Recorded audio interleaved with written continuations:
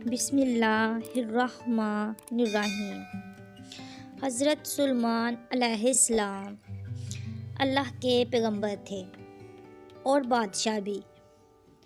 آپ حضرت داؤد کے بیٹے تھے۔ باپ کی وفات کے بعد تخت کے وارث ہوئے۔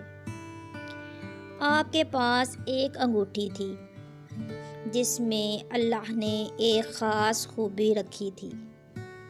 اس معجزاتی انگوٹھی کی بدولت آپ کو بادشاہی ملی۔ ایک مرتبہ ایسا ہوا کہ جس انگوٹھی کی بدولت آپ حکومت کرتے تھے وہ گم ہو گئی تھی۔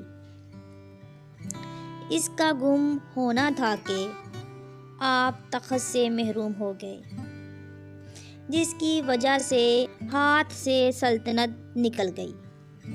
یہ الموزی شیطان کے ہاتھ لگ گئی۔ کچھ عرصہ بعد شیطان کے ہاتھ سے دریا میں گر گئی۔ انگوٹھی مچھلی کا نوالا بن گئی۔ ایک مرتبہ مچھیرے مچھلی پکڑنے کے لیے دریا میں جال ڈالا تو یہ مچھلی بھی جال میں آ گئی۔ مچھیرے بازار لے گئے اور بیچ دیا۔ حضرت سلیمان کے خادموں نے مچھلی خرید دی۔ اتفاق کی بات ہے یہی مچھلی خادموں کے ہاتھ لگ گئی۔ مچھلی محل میں لائی گئی۔ مچھلی کو صاف کرنے کے لیے جب پیٹ چاک کیا گیا تو اس میں گم شدہ انگوٹھی مل گئی۔ حضرت سلیمان علیہ السلام کی قسمت جاگ گئی۔ انگوٹھی کی بدولت آپ دوبارہ سلطنت کے وارث بن گئے۔ بتایا جاتا ہے کہ انگوٹھی پر اسم اعظم کندہ تھا۔ جنات بھی آپ کے تابع تھے۔ آپ اپنے بیشتر کام جنوں سے بھی لیا کرتے تھے۔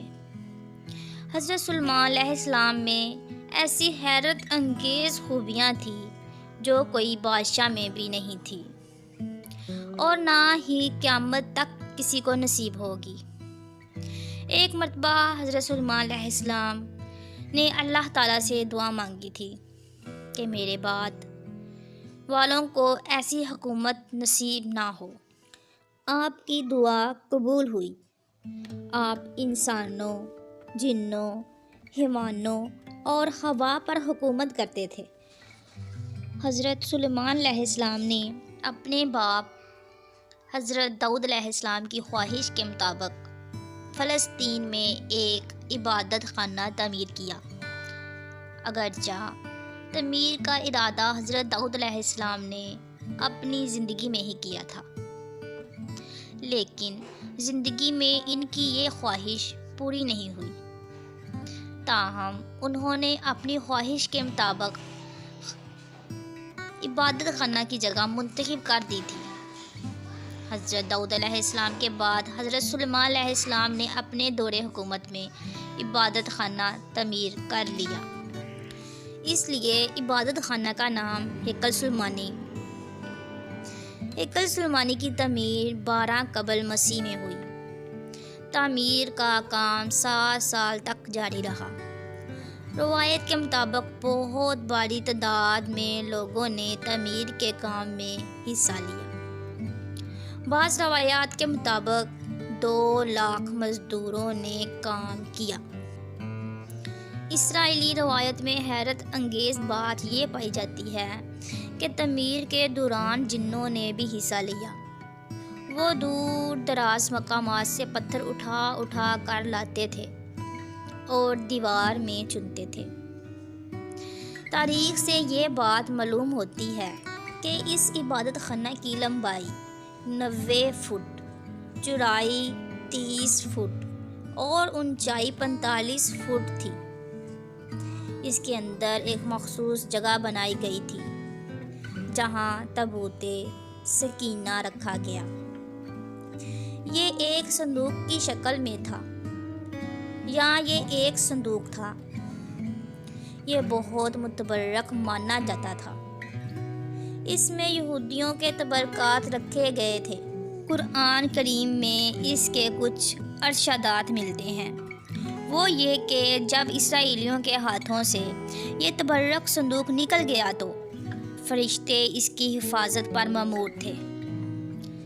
اس میں آل موسیٰ اور آل ہارون علیہ السلام کی نشانیاں تھیں، اس لیے ان کے نزدیک یہ صندوق بہت حیرت مانا جاتا تھا۔ روایت ہے کہ عصائے موسیٰ بھی اس صندوق میں تھا۔ یہ عصا حضرت شعیب علیہ السلام نے حضرت موسیٰ علیہ السلام کو عطا کیا تھا۔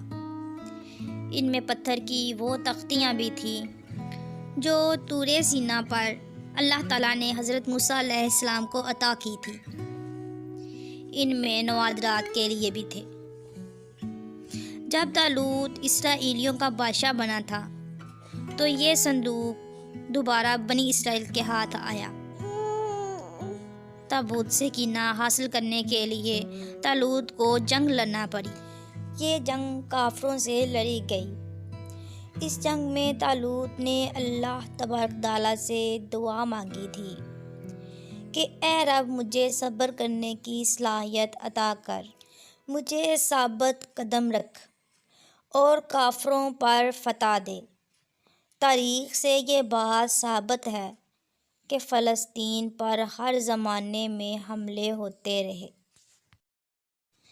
کبھی بابل نے تباہی مچائی، کبھی رومیوں نے حملہ کیا۔ عراق کا قدیم نام بابل تھا۔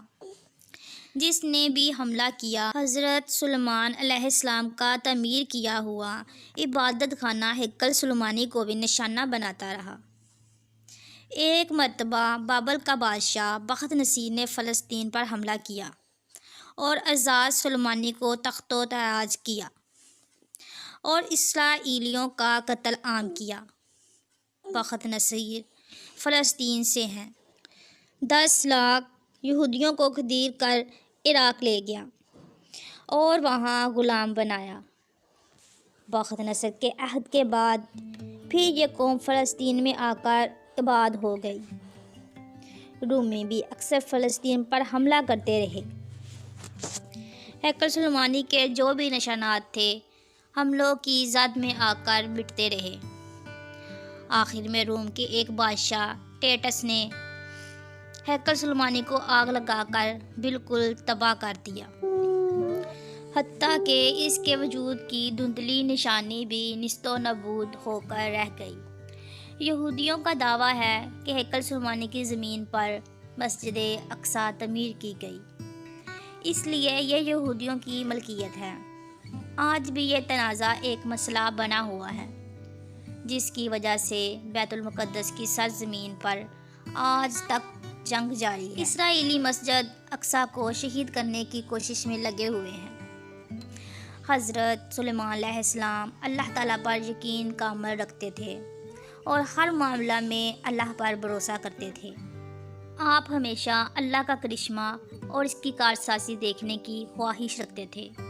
ایک مرتبہ کا ذکر ہے کہ حضرت داؤد علیہ السلام کے دور حکومت میں ایک بڑھیا کے ہاں 2 مسافر آئے اور کہنے لگے کہ ہمیں بھوک لگی ہے، اگر تمہارے پاس کھانا ہے تو دے دی تاکہ ہم کھا کر اپنی بھوک مٹائیں، ہم کھانے کا معاوضہ ادا کریں گے۔ بڑھیا بڑی غریب تھی، وہ بولی میرے پاس تھوڑی سی گندم ہے، میں پسوا کر لاتی ہوں، تم کچھ دیر انتظار کرو۔ کچھ دیر بعد بڑھیا جب آٹا لا رہی تھی تو رستے میں زوردار ہوا چلنی شروع ہوئی، آٹا ہوا لے اڑی، بڑھیا کے ہاتھ خالی ہو گئے۔ بڑھیا نے رونا شروع کیا۔ اتفاق کی بات ہے کہ رستہ میں حضرت سلیمان علیہ السلام مل گئے۔ آپ اس زمانہ میں کم سن تھے۔ آپ نے رونے کا سبب دریافت فرمایا تو وہ بولی کہ میں گندم پسوا کر آٹا لا رہی تھی کہ اچانک ہوا چل پڑی، آٹا اڑ گیا۔ آپ نے فرمایا اس میں رونے کی کیا بات ہے، میرا باپ بادشاہ ہے، جا اس سے فریاد کر۔ بڑھیا حضرت داؤد علیہ السلام کے پاس فریاد لے کر گئی۔ حضرت داؤد علیہ السلام نے فرمایا میں کیا کر سکتا ہوں؟ اللہ کے حکم سے ہوا چلتی ہے۔ اگر کوئی انسان ظلم کرتا تو میں انصاف کرتا۔ ہوا کے ساتھ کس طرح معاملہ کروں؟ پھر اپنے ایک خادم سے کہا کہ 2 بوری اناج بڑھیا کو دے دو۔ بڑھیا اناج لے کر واپس جا رہی تھی تو رستہ میں حضرت سلیمان سے ملاقات ہوئی۔ آپ نے بڑھیا سے دریافت کیا۔ اس نے بتایا کہ بادشاہ نے 2 بوری اناج دیا ہے، وہ میں لے جا رہی ہوں۔ حضرت سلیمان علیہ السلام نے اس سے کہا کہ بادشاہ کے پاس دوبارہ واپس جا اور گزارش کر کہ مجھے وہی آٹا چاہیے جو ہوا اڑا لے گئی ہے۔ بڑھیا نے حضرت سلیمان علیہ السلام کے کہنے پر عمل کیا، بادشاہ کے پاس گئی اور وہی بات کہی جو سلیمان نے بتائی تھی۔ بادشاہ بڑھیا کی بات سن کر پریشان ہو گیا اور سوچنے لگا کہ میں ہوا سے یہ بات کس طرح کہوں۔ پھر بادشاہ نے بڑھیا سے دریافت فرمایا، کس کے کہنے پر اس طرح کی بات کی ہے؟ بڑھیا نے جواب دیا کہ راستے میں ایک کم سن لڑکا ملا تھا، اسے تمام ماجرا سنایا تو اس نے مجھے سکھا کر بھیجا ہے۔ حضرت داؤد علیہ السلام سمجھ گئے کہ سوائے سلیمان کے دوسرا کوئی اس طرح کی بات نہیں کر سکتا۔ آپ نے سلیمان کو دربار میں بلا کر دریافت فرمایا کہ میں کس طرح ہوا سے آٹا لے کر دوں؟ یہ بات میرے لیے ناممکن ہے۔ سلیمان نے بادشاہ سے کہا کہ آپ پیغمبر ہیں اور بادشاہ بھی، آپ دعا کریں تو وہی آٹا واپس آ سکتا ہے۔ آپ نے دعا کی، اللہ نے آپ کی دعا سن لی۔ اللہ نے ہوا کو انسانی شکل میں آپ کے پاس بھیجا۔ حضرت داؤد علیہ السلام نے ہوا سے دریافت کیا کہ اس بڑھیا کا آٹا کیوں اڑا لے گئی؟ ہوا نے جواب دیا کہ اللہ کا یہی حکم تھا۔ پھر حضرت داؤد علیہ السلام نے ہوا سے پوچھا کہ اس بارے میں جو معلوم ہے ہمیں بتاؤ۔ ہوا نے پورا واقعہ سناتے ہوئے کہا، سمندر میں ایک کشتی آ رہی ہے، اس میں کچھ تاجر بیٹھے ہوئے ہیں۔ کشتی میں ایک سوراخ ہو گیا جس سے کشتی کے ڈوب جانے کا اندیشہ پیدا ہو گیا۔ کشتی میں بیٹھے ہوئے تاجروں نے خدا سے منت مانی کہ اے خدا، اگر کشتی ڈوبنے سے بچ گئی تو ہم اس کا آدھا حصہ داؤد بادشاہ کے دربار میں پیش کریں گے تاکہ وہ غریبوں میں تقسیم کریں۔ ان کی دعا قبول ہوئی۔ ہوا نے بتایا کہ مجھے حکم ہوا ہے کہ اس بڑھیا کا آٹا اڑا کر کشتی کا سوراخ بند کر دوں۔ میں نے ایسا ہی کیا۔